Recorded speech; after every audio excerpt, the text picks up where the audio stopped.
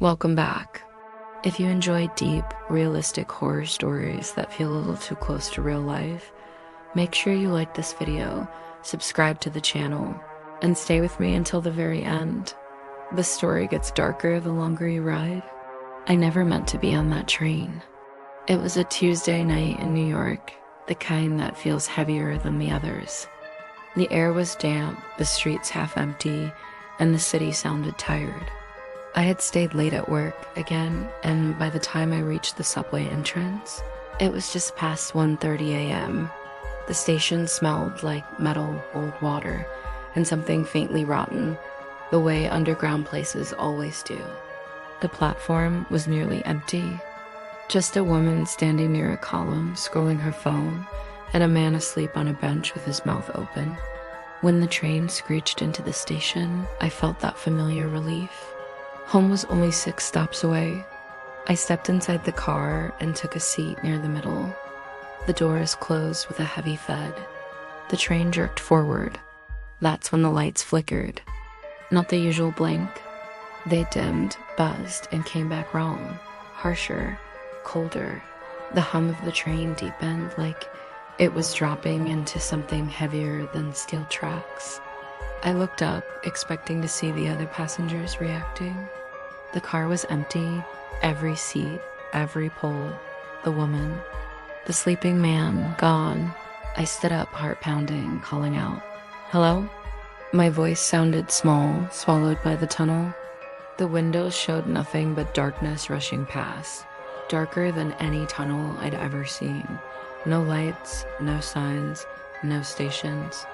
The digital display above the door flickered, trying to show the next stop, then went blank. We should have stopped by now. Minutes passed, maybe longer. Time felt wrong. The train never slowed.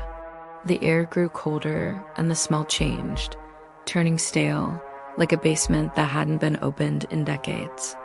Then the intercom crackled. Static hissed, followed by a voice so low it barely sounded human. Calm, patient, close. End of the line. The speakers popped and silence fell again. That's when I heard it. Footsteps. Slow, heavy, coming from the far end of the car. I strained my eyes into the darkness between the cars, and something moved. Not rushing, not hiding. Walking like it knew I couldn't go anywhere. The train kept going, and whatever was walking toward me wasn't in any hurry at all. I backed away until my shoulders hit the cold metal doors at the other end of the car. My breath came out in short, sharp bursts, fogging the glass.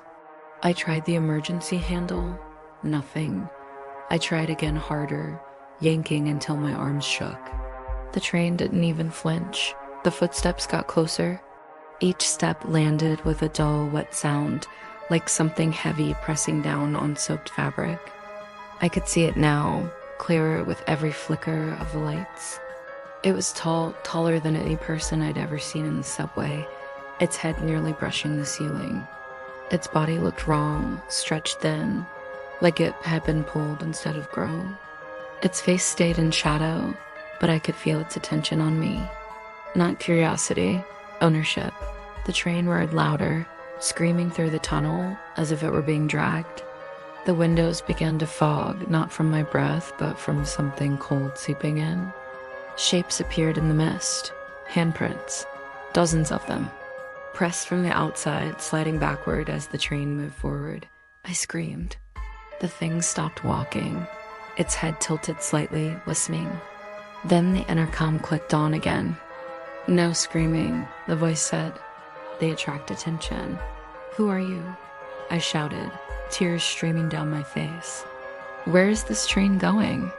A sound came through the speaker that might have been a laugh or a breath. "Below," the voice replied. The thing started walking again. I noticed then that the floor beneath it wasn't clean. Dark streaks followed its steps, like something was leaking from it, soaking into the rubber flooring. As it came closer, the lights brightened just enough for me to see its arms. Too long, bending slightly backward at the elbows. Fingers dragging along the poles, leaving marks that didn't fade. Memories flooded my head, unwanted and sharp. Every late night. Every time I ignored that gut feeling. Every time I told myself I'd be fine. The train suddenly slowed. My heart leapt. Relief hit me so hard I nearly collapsed. We were stopping. We had to be. The doors opened. But there was no platform. Just a vast open darkness beyond the threshold, stretching out endlessly. And in that darkness, I heard other trains, not screeching, not moving, breathing. The thing reached the seat across from me and stopped. For the first time, it raised its head. Where its face should have been, there was only a smooth, pale surface, except for a mouth. Too wide, smiling. Almost there, it said, without moving its lips. The doors stayed open. Something in the dark shifted, closer, waiting. I ran. I don't remember deciding to move. My body just did it. I sprinted past the thing, my shoulder clipping its arm. It was freezing cold, like touching meat straight out of a freezer. It didn't grab me. It didn't chase me. It turned, slowly, confidently. I burst through the connecting door into the next car, then the next, each one identical, each one empty. The train felt longer than it should have been, stretching impossibly, like it was folding in on itself. The lights began shutting off behind me, one car at a time. I could hear more footsteps now, not just one set, many, different rhythms. Some dragging, some uneven, some too fast. The intercom came on again, louder this time, echoing through every car. "You don't need to run," the voice said gently. "Everyone ends up here eventually." I reached the conductor's car. The door was unlocked. Inside, there was no driver. Just a single monitor showing live footage from the train. On the screen, I saw myself running. Behind me, the cars were filling up. Seats occupied by pale figures staring straight ahead. Standing passengers gripping poles with hands that bent the wrong way. All of them silent, all of them waiting. I slammed my hand against the emergency brake. The train screamed. Metal shrieked. The lights exploded into blinding white, then cut out completely. I was thrown forward, hitting the floor hard. The air left my lungs in a painful rush. For a moment, there was nothing. No sound, no movement. Then I heard breathing, right next to my ear. "Wrong stop," the voice whispered. Hands grabbed me. Dozens of them, cold, strong, pulling me backward. I kicked and screamed, my nails tearing, my throat burning. The darkness swallowed everything as they dragged me toward the open door behind me.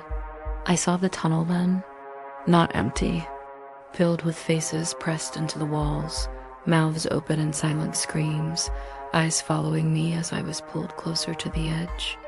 The thing with the smiling mouth leaned down until its face was inches from mine. "Last call," it said. I woke up on the platform. Bright lights, people, noise, someone shaking my shoulder, asking if I was okay. My clothes were soaked with sweat, my hands scraped and bleeding. The train stood in front of me, doors open, completely normal. They said I must have fallen asleep and dreamed it. Said the subway does that to people sometimes. Long days, late nights, stress. I went home. I tried to forget. Weeks passed, then months. I started noticing things. Missing time, dirt under my fingernails when I woke up, bruises I couldn't explain. Sometimes, when I stood too close to the edge of the platform, I felt a pull, like the tracks were breathing. One night, as I waited for my train, the lights flickered. Just for a second, the digital sign changed. End of a line. I felt a familiar cold behind me and heard a calm, patient voice whisper into my ear. "Welcome back."